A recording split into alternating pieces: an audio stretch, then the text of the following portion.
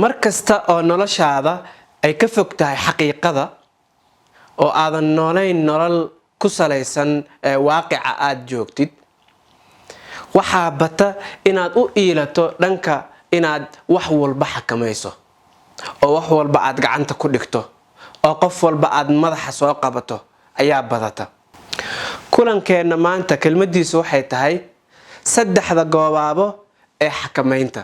Assalaamu calaykum waraxmatullaahi wabarakaatuh. aad ayaan idin soo dhaweynayaa saddexda goobaabin ee xakamaynta. waxaan uga hadlaynaa casharkan saddex goobaabo oo ka hadlaya maxaa xakamayn kartaa, maxaad xakamayn karin, maxaad saameyn ku leedahay, maxaad saameyn ku lahayn. marka labada micyaar ee aan adeegsanayno ama labada halbeegan isticmaalayno waxay noqon doonaan halbeega koowaad oo ah saameyn influence ta'thiir iyo halbeega labaad oo ah التحكم ama xakamayn iyo control. daa'irada koowaad ama goobaabada koowaad marka waxaan leenahay waxaa la yiraahdaa daa'irat al-ihtimaam, goobaabada danaynta. goobaabada danaynta waxay ka hadlaysaa waxyaabo aadan adigu xakamayn karin oo control ku lahayn, xaggana aadan saameyn karin oo saameyn aadan ku lahayn.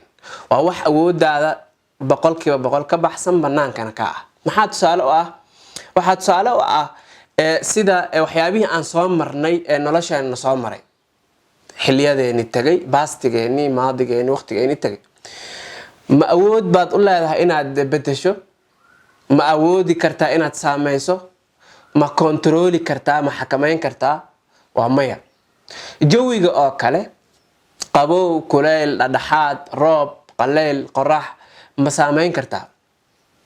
yacni wax ma ka bedeli kartaa? ma xakamayn kartaa? waa maya. marka waxaad ku khasban tahay inaad taariikhdii iyo xilligaagii tagayna cashara ka qaadato, ka faa'iidaysato jawiga iyo waqtiga hadda aad ku nooshahay ee kala duwan ee qorax iyo qabow iyo kuleyl lehna inaad la qabsato.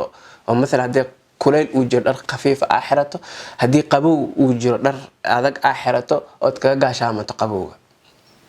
faidan goobaabada koowaad ama goobaabinta koowaad waxa weeyaan waa waxyaabo aynan xakumi karin, saameynna ku lahayn.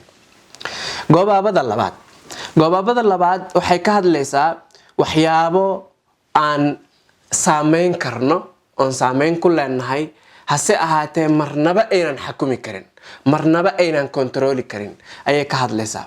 maxaa tusaale u ah? waxaan ku weydiinayaa su-aal qofkan idaawanayo. ma leedahay caruur? haddaadan lahayn reer ma leedahay? haddaadan lahayn waalid ma leedahay, hooyo ama aabe ama waalid kale? dabcan saddexda mid ayaa noqon doontaa. waxaad ogaanaysaa marka reerkaaga, xaaskaaga, qofkaa nolosha la wadaagaysa, lamaankaaga ama nin ha ahaado ama naag ha ahaado, ma kulihid wax la yiraahdo xakamayn, control.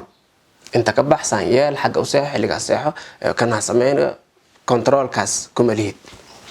okay, waxa hadda dhacayo iyo isku dhaganaantan iyo isdabagalkan iyo inta ka bixinaysaan yeelina dabcan waxaan saxnay weeyaan. maxaa ku leedahay marka? saameyna ku leedahay qofkaas isaga ah. ilmahaaga saameynaad ku leedahay ee xakamayn kuma lihid.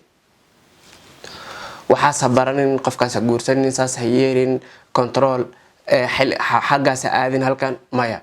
waxaa ku leedahay saameyn. sidaa daraaddeeda marka aan fahmi weyne modelkan, namudajkan aan fahmi weyne, waxaa batay siraaca iyo isqabqabsiga, isku dhaca faraha badan.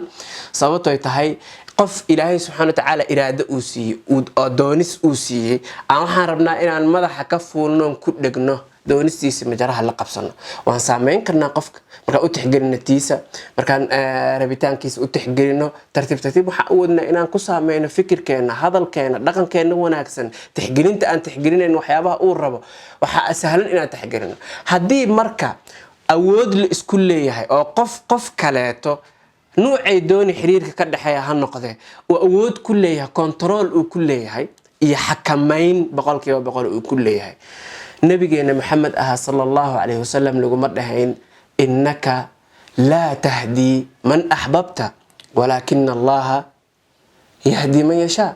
adigu ma hanuunin kartid cidaad doontood jeclaato khasab iyo maaragtay waxa la yiraahdaa digaag qorqabad biyo kuma cabe ma ku siin kartid hanuunka.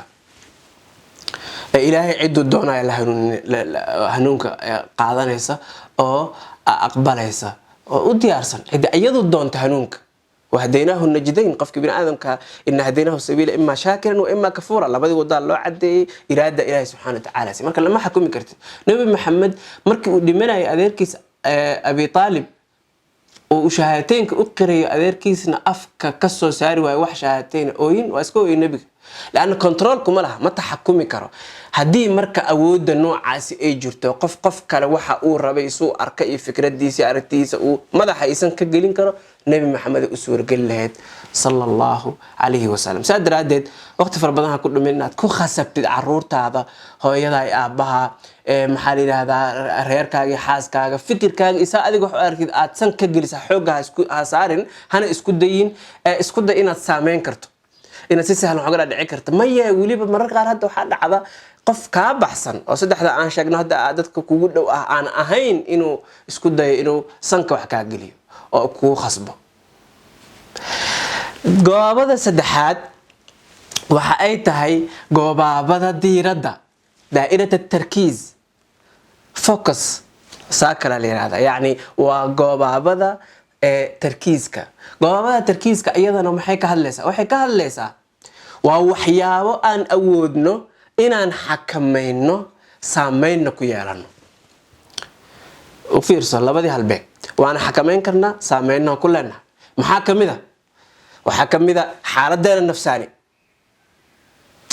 ومرقي سنة هاي وذا إن أن إسكسار حالة داس وحان حكمين كلنا سامين كلنا هاي قانا ذينا قراراتك go'aanada iyo decisionska aan sameeyeen noloshan waxaan saameyn ku leenahay dareemadeena dareen san ah ku noolaan kartaa maxaa murugta ugu dhex jirtaa maanta dhan waa bedeli kartaa murugtan illa in adigu doonto ma ahan mar kaleeto yani doonistaada ku xirantahay dadka qaar marka xaalad murugeed soo waajahdo kale si u ilaashado oo darbiyo ugu dhiso murugtaas inay u sii jirto waxa laga yaabaa inuu dhageysto waxyaabo murugta u siyaadiyo عد أو حلقة إنه بحق وداوده وحيابه مركت أسي بدينية أن أسرع وحو ربا إنه كل نحن على هذا مركا حالة داس مرجد أو إلى الشذا أو معركة تيهستو فمركا دائرة سد حاجة وحكاها اللي سوا حيابه أتسامين كل هذا هاي حكم من كرتيد ونفط هذا عليكم أنفسكم